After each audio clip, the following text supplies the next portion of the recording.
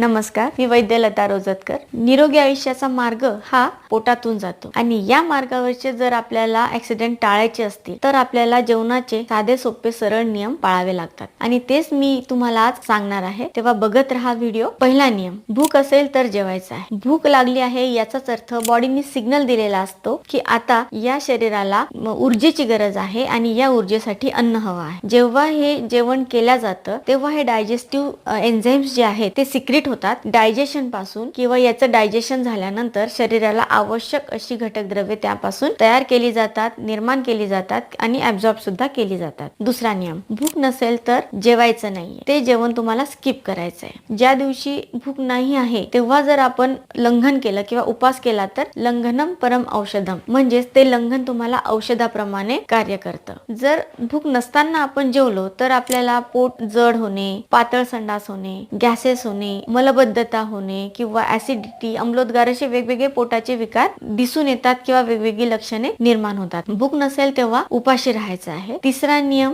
सावकाश जेवा। सावकाश जेवा याचा अर्थ अवकाश आणि सावकाश म्हणजे हळूहळू जेवा। सावकाश याचा पहिला अर्थ आपण बघूया की हळूहळू जेवा। हळूहळू म्हणजे तो प्रत्येक घास बारीक चावून जेवायचा आहे, कारण जोपर्यंत त्यामध्ये आपल्या मुखामध्ये सिक्रेट होणारी टायलिन नावाची जी लाळ आहे ती त्यामध्ये मिक्स होत नाही तोपर्यंत त्यामध्ये तो जो अन्न आहे तो बेसिक बनत नाही आणि बेसिक आणि पोटामध्ये ऍसिड सिक्रेट झालेलं असतं ते ऍसिडिक, मग ऍसिड आणि बेस मिळून एक छान कॉम्बिनेशन बनतं आणि त्यापासून एक मधुर रस तयार होतो आणि हा जो मधुर रस असतो आपल्या शरीरासाठी अतिशय आवश्यक असतो। सावकाश जेवायचा आहे, अगदी घास 32 वेळा म्हणता चावायचा आहे तसा चावायचा आहे। दुसरा अर्थ याचा सावकाश, अवकाश। अवकाश म्हणजे पोटामध्ये थोडीशी जागा ठेवून जेवायचं आहे। पण का बरं जेवायचंय तसं? जेव्हा ही अन्नाची पचनाची क्रिया होत असते तेव्हा त्याला मुवमेंट करायला किंवा हालचालीला जागा हवी असते, कारण त्याच वेळी त्यामधून वेगवेगळे गॅसेस सुद्धा तयार होतात। सावकाश आणि अवकाश हे दोनही अर्थ लक्षात घेऊन आपल्याला